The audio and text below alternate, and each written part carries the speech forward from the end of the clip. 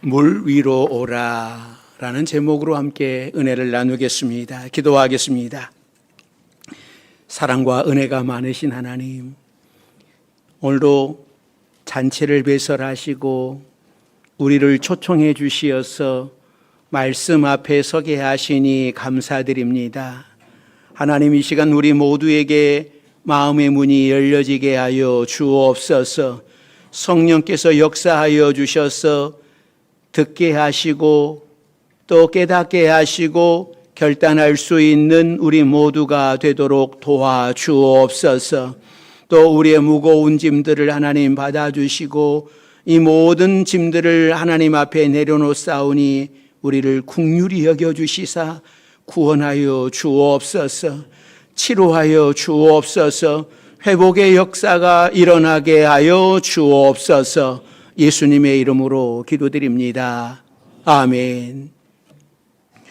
오늘도 하나님의 잔치에 참여하신 여러분들에게 하나님의 은혜가 함께 하시기를 바랍니다. 우리가 조금 전에 불렀던 찬양 나는 믿네라고 하는 찬양에 이런 가사가 나오죠. 내 앞에 바다가 갈라지지 않으면 주가 나로 바다 위를 걷게 하리. 저는 이 가사가 참 얼마나 은혜가 되는지 모르겠습니다. 대부분의 사람들은 두려움을 만났을 때에, 내가 고난을 만났을 때에, 정말 힘든 상황을 만났을 때에 우리는 하나님 앞에 간절히 기도합니다. 하나님, 홍해를 가르셨듯이 우리의 모든 문제들을 갈라주시옵소서. 요단강이 갈라지고 마른 땅이 드러나게 하셨듯이 내 문제도 내 고난도 해결해 주시옵소서라고 하나님 앞에 우리는 간절히 기도합니다. 그러다가 갈라지지 않으면 우리는 절망을 합니다. 하나님, 내가 하나님 앞에 간절히 기도했는데 내 기도가 왜 응답이 되지 않습니까? 왜 내 문제가 해결되지 않습니까? 라고 절망할 때가 얼마나 많은지 모릅니다. 그러나 이 찬양에서 고백하기를 내 앞에 바다가 갈라지지 않으면 주가 나로 바다 위 걷게 하실 것이라고 하는 고백이 있는 거예요. 바다가 갈라지지 않아도 감사하다라고 하는 고백과 함께 바다 위에서 주님과 함께 걷는 기적의 은혜를 체험할 수 있다라고 하는 고백입니다.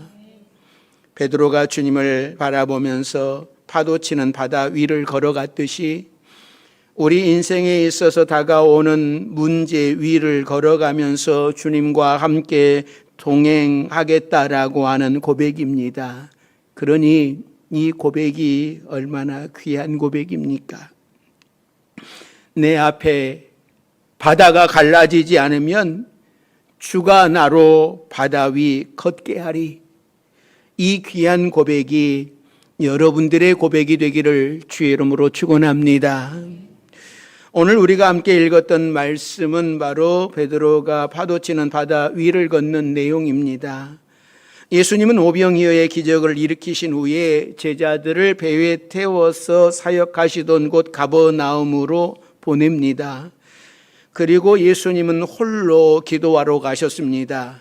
그런데 배가 육지를 떠나서 한참을 가고 있는데 갑자기 폭풍이 불기 시작을 합니다. 그러니까 갈릴리 바다는 지형상 갑자기 파도가 있는, 풍랑이 있는 경우가 많다고 합니다. 그 이유는 북쪽에 있는 헬몬산에서부터 불어오는 차가운 바람이 낮에 따뜻하게 데워진 호수의 공기와 부딪힐 때에 갑자기 파도가 일어나고 폭풍이 불게 되는데, 심할 때에는 한 2m 이상 넘는 파도를 일으킨다고 합니다. 그러니까 이 폭풍은 갈릴리 바다의 어부들에게도 커다란 위험이 되었을 겁니다. 오늘 본문에서 제자들이 한밤중에 배를 타고 가다가 이런 파도를 만나고 말았어요. 갈릴리 바다에서 살던 어부들인데 바다가 갑자기 파도치는 경우가 있다고 하는 것을 몰랐을 리가 없지만 너무나 큰 파도가 몰아쳐 왔기 때문에 지금 제자들은 당황을 하고 이 상황을 어떻게 헤쳐나가야 할지를 고민하고 있는 거예요. 자, 그러면 제자들이 이렇게 힘들어하고 있는데 우리 주님은 뭐하고 계시는 걸까? 우리가 힘들 때 우리 주님은 뭐하고 계시는 것일까? 어디 계시는가? 자, 오늘 본문 23절은 주님이 뭐하고 계셨는지를 말씀합니다. 23절 같이 읽습니다. 무리를 보내신 후에 기도하러 따로 산에 올라가시니라. 저물매 거기 혼자 계시더니. 우리 주님이 기도하십니다. 하나님이 기도하십니다. 예수님은 제자들에게 배를 타고 가라고 하시고서 지금 혼자 기도하고 계십니다. 아마도 예수님은 기도하시다가 제자들이 파도 때문에 고통당하고 있는 것을 아셨어요. 예수님은 제자들이 고통당하는 것을 내버려 두지 않으시고 제자들을 구하기 위하여 달려오셨습니다.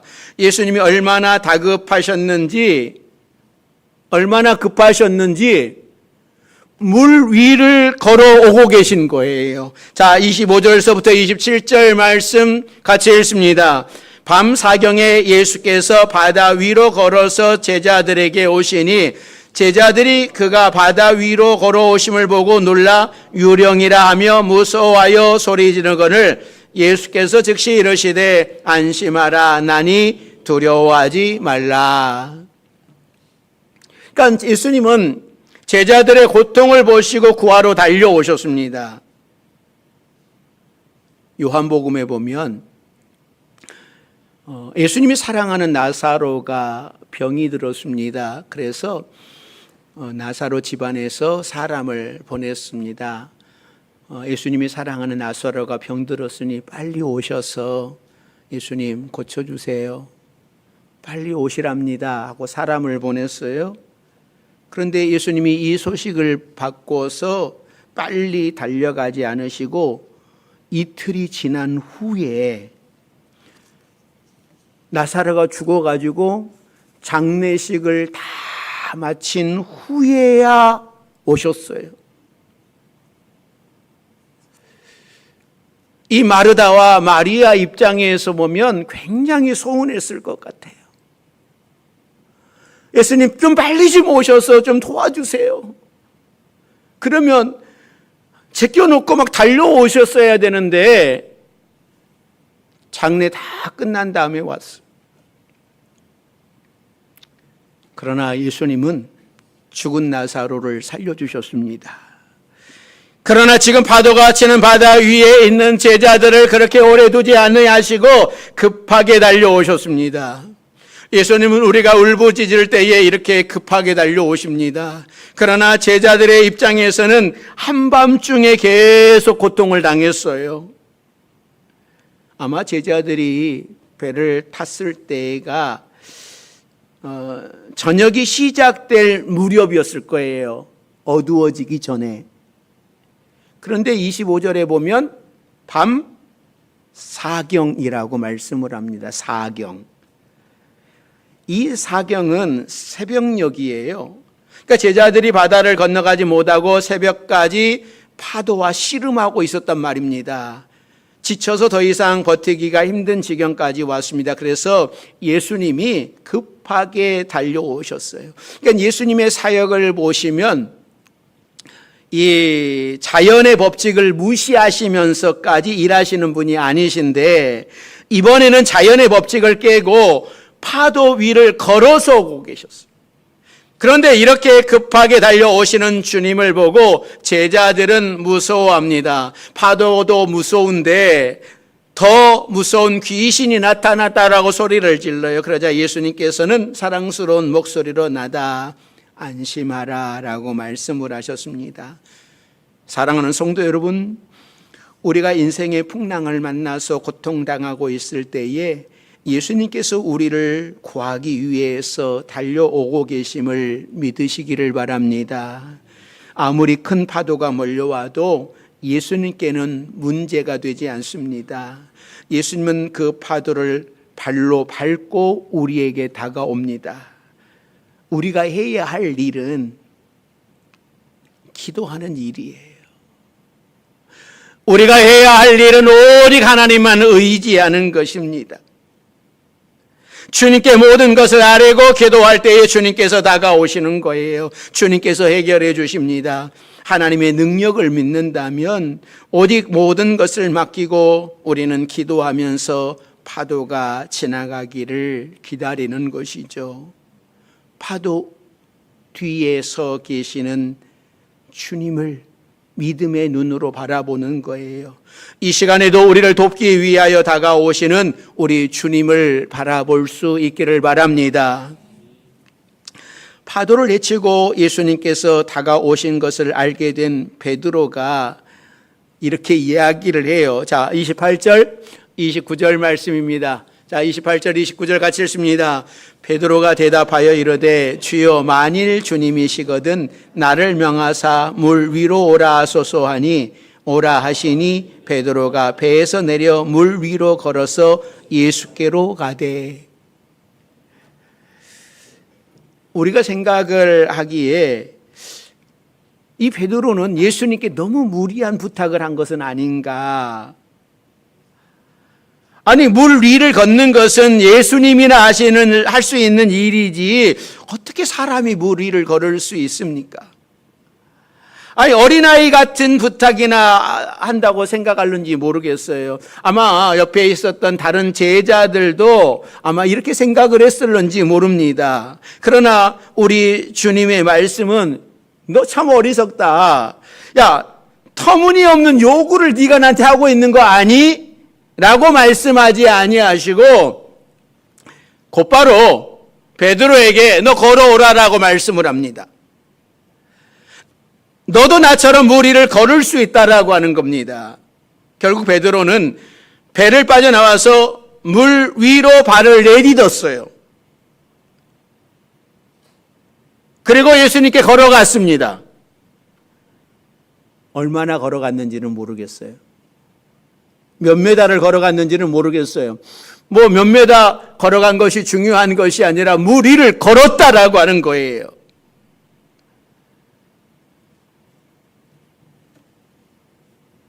베드로가 이렇게 물 위를 걸을 수 있었던 것은 예수님이 오라고 하셨기 때문이죠. 예수님이 이렇게 말씀하시지 않으셨다면 베드로는 걷지 못했을 겁니다. 예수님께서 명령하실 때만 우리는 할 수 있는 거예요. 마가복음 16장에 보면 16장 17절 18절에 보면 예수님께서 제자들에게 마지막으로 말씀을 하시면서 어떤 말씀을 하냐면 믿는 자들에게는 이런 표적이 따르리니 뱀을 집어 올리며 무슨 독을 마실지라도 해를 받지 않을 것이다 라고 하는 말씀을 하셨습니다.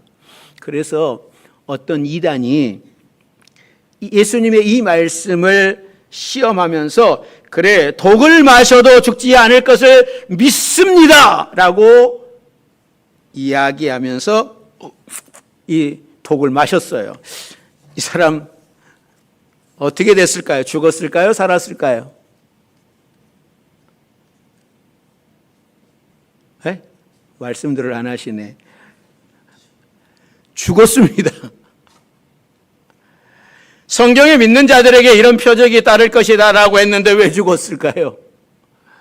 그것은 예수님이 명령하지 않으셨기 때문입니다. 예수님을 믿기만 하면 모든 자들이 다 독을 마셔도 해를 받지 않는다라고 하는 것이 아닙니다. 핍박을 받다가 박해를 당하다가 어쩔 수 없이 그런 상황이 다가왔을 때에 하나님께서 믿는 자들과 함께 하시고 이런 능력을 베풀어 주시겠다라고 하는 것인데 이 말씀을 가지고 예수님을 시험하다가 죽는 거예요. 그러나 베드로는 예수님의 명령을 듣고 물 위를 걸어서 예수님께로 걸어갔습니다. 왜 예수님은 베드로에게 물 위로 걸어오라고 하셨을까요? 단순히 자랑거리를 주시려고 그러는 것 아닙니다. 아무도 용기를 내지 못했는데 베드로만 용기가 좋다고 칭찬하신 것도 아닙니다. 베드로는 이때의 체험을 통해서 예수님의 능력을 체험했습니다. 예수님은 제자들이 그저 예수님만 졸졸 따라다니는 추종자가 되기를 원하지 않았습니다. 저도 목회 사역을 하면서 우리 파주 명성교회 여러분들이 그냥 예수님 구경거리나 졸졸 따라다니는 그런 무리가 되기를 원하지 않습니다. 제자가 되기를 원하시는 거예요. 예수님도 여러분에게 요구하고 있는 것은 어떤 것이겠습니까? 여러분이 구경꾼처럼 그냥 모양만 교회에 다니는 그런 사람이 아니라 제자가 되기를 원하는 거예요. 주님이 십자가 지라 하면 십자가를 지고 묵묵히 따를 수 있는 제자가 되기를 원하는 거예요.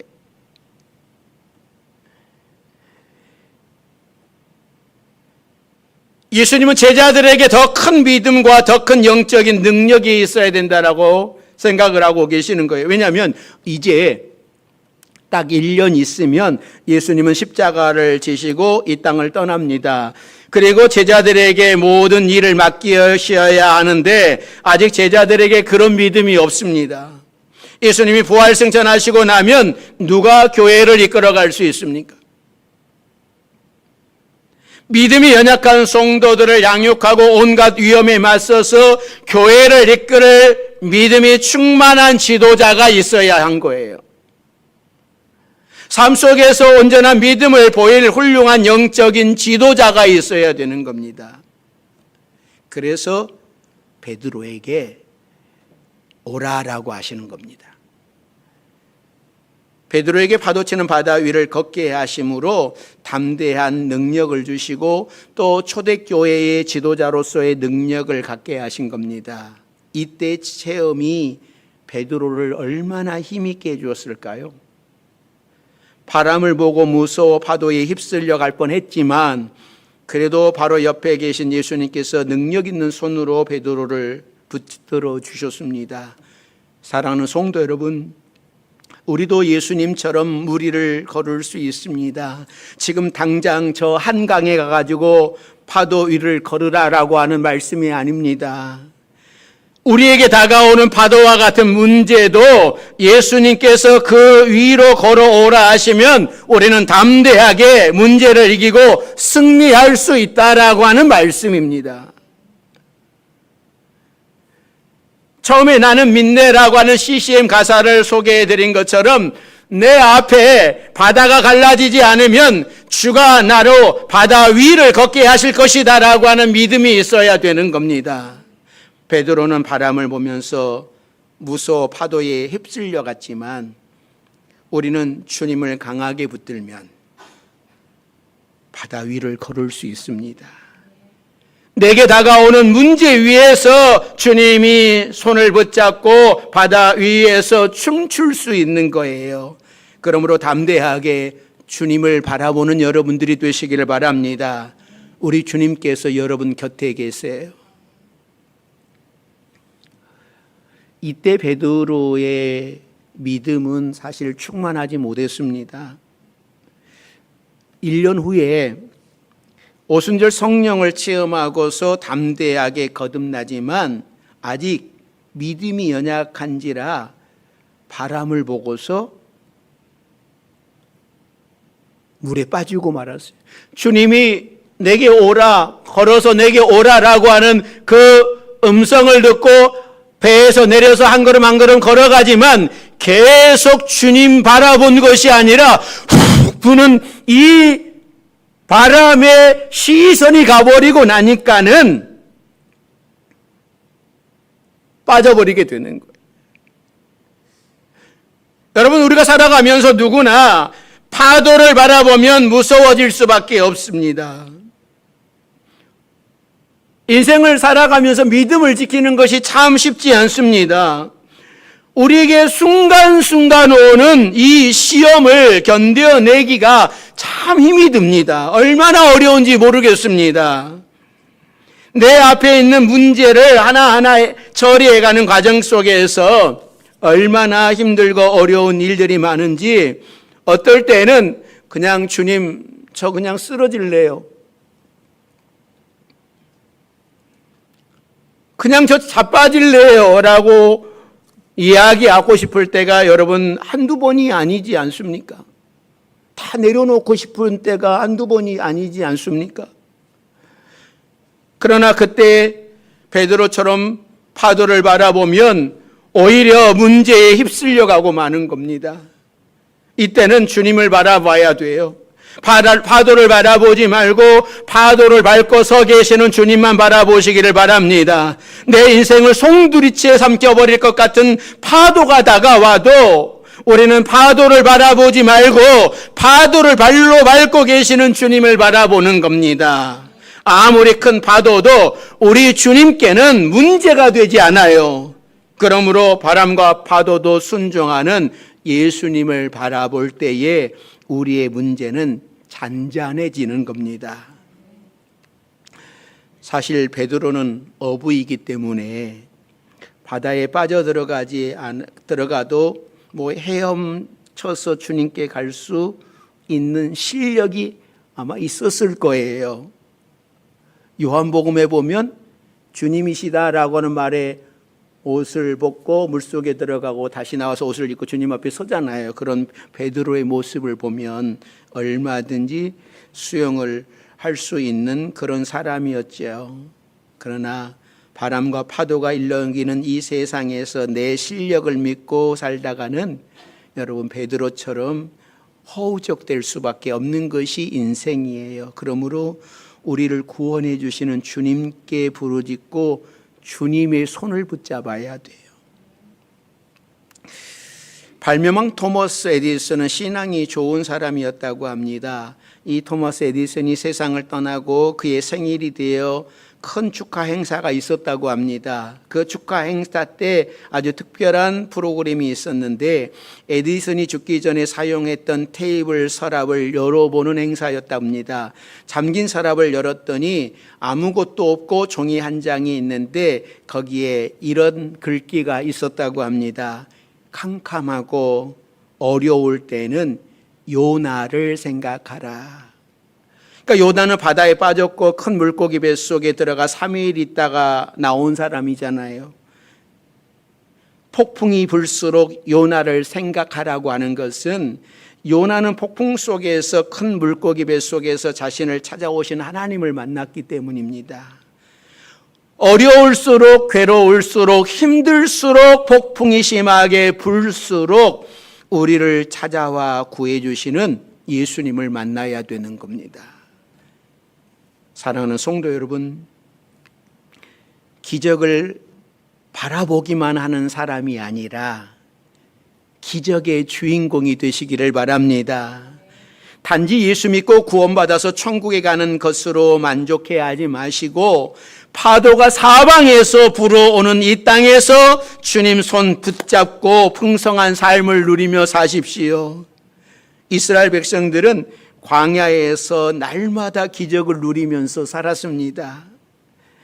날마다 하늘에서 만나가 내리고 구름 기둥과 불 기둥을 날마다 눈앞에서 보면서 살았습니다. 척박한 광야 생활이라 할지라도 비록 그들의 불평과 불만이 있을지라도 날마다 하나님의 능력을 체험하며 살았던 광야의 삶이 이스라엘 백성들에게는 축복이었어요. 잘 생각을 해보니 이스라엘 백성들의 꿈은 뭐였습니까? 어디 가고 싶은 거예요? 이스라엘 백성들의 꿈은 가나안 땅! 자나깨나 가나안 땅! 이거였잖아요. 저는 가나안 땅이 분명히 하나님이 축복의 약속의 땅이지만 그들은 축복을 받지 못했다고 생각을 해요. 우리도 그럴 수 있어요. 얼마든지 착각할 수 있어요. 가나안 땅에 들어가서 이스라엘 백성들이 어떻게 합니까? 하나님 더 잘 섬겼습니까? 하나님의 능력을 더 체험했나요? 아니에요. 가나안 땅에 들어갔더니 그렇게 고생 안 해도 됐어요. 그래서 경제적으로 여유가 생겼어요. 물질이 풍요로워졌어요. 그러면서 그들이 하나님과 축복을 받았으니 하나님과 더 가까워졌습니까? 여러분이 힘들게 막 살다가 하나님이 여러분에게 은혜를 주시면 아, 이게 하나님의 은혜야, 감사해. 그러면서 여러분 하나님과 더 가까워지셨어요? 가까워지셨으면 그건 축복이에요. 그런데 이스라엘 백성들은 가나안 땅에 들어가 가지고 하나님과 멀어져요. 그래서 어떤 일이 벌어집니까? 가나안 땅에서 쫓겨나죠. 망했죠. 그래서 이 가나안 땅은 이들에게 어떻게 보면 광야는 날마다 하나님 없이 살아갈 수 불평도 했지만 날마다 하나님과 함께하는 그런 삶이었어요. 하나님의 능력을 체험하는 삶이었어요. 그러나 가나안 땅에서는 하나님과 멀어지는 삶이었어요. 결국 가나안 땅이 축복이 아니라 저주가 되어서 그들은 망했어요. 우리가 살아가는 광야 같은 삶을 힘들다고 여러분 불평만 하지 마십시오. 잘 되는 사람 보면서 왜 우리는 이렇게 안 되냐고 여러분 그러지 마십시오. 안 돼도 주님과 함께 하시면 축복인 줄로 믿습니다. 그래서 거기서 하나님의 은혜를 체험할 수 있는 거예요. 베드로는 풍랑이 있는 바다에서 한밤중에 고생을 했지만 바다 위를 걸어오시는 주님을 만나고 주님이 하나님의 아들이라고 하는 것을 확신하고 체험을 했고 주님의 명령대로 바다 위를 걷는 기적의 주인공이 되었습니다. 바다와 바람과 싸우느니라고 힘이 들었지만 그때가 바로 주님을 만날 때였어요. 우리가 한 가지 기억해야 할 말씀이 있는데 오늘 본문이 요한복음에 기록된 것을 보면 제자들이 풍랑이 있는 바다 위에서 예수님을 만나고 났더니 자기들도 모르는 사이에 이미 가려고 했던 땅에 도착했다라고 말씀을 합니다. 파도 때문에 밤새 고생을 했는데 예수님을 만나고 나니 어느새 가려고 했던 땅에 도착해 있었습니다.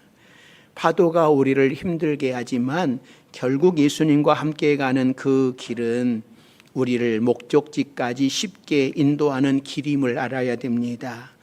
사랑하는 성도 여러분, 인생의 파도 때문에 힘이 드십니까? 믿음으로 가십시오.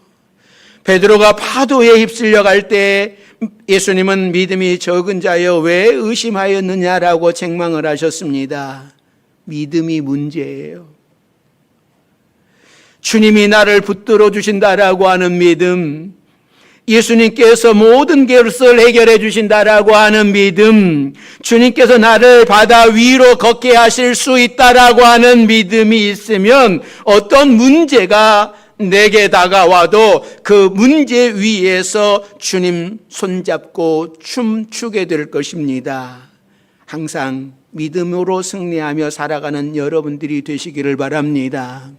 풍랑을 만났을 때에 그것이 갈라지지 않는다 할지라도 그 위에 서게 하실 그 하나님, 그 주님을 바라보며 믿음으로 한 걸음 한 걸음 승리하며 살아갈 수 있는 우리 모두가 되기를 주의 이름으로 축원합니다. 기도하겠습니다. 사랑과 은혜가 많으신 하나님, 제자들이 풍랑을 만났던 것처럼 우리도 때로는 갑작스럽게 인생의 풍랑을 만나기도 합니다. 하나님, 그 풍랑을 만날 때에 우리가 낙심하지 않게 하여 주옵소서. 두려워하지 않게 하여 주옵소서. 내가 기도하는 대로 내 앞에 바다가 갈라지지 않으면 주가 나로 바다 위 걷게 하리라고 걷게 하시는 그 주님이신 것을 기억하고 우리가 믿음으로 살아갈 수 있는 우리 모두가 되게 하여 주옵소서. 예수님의 이름으로 기도드립니다. 아멘.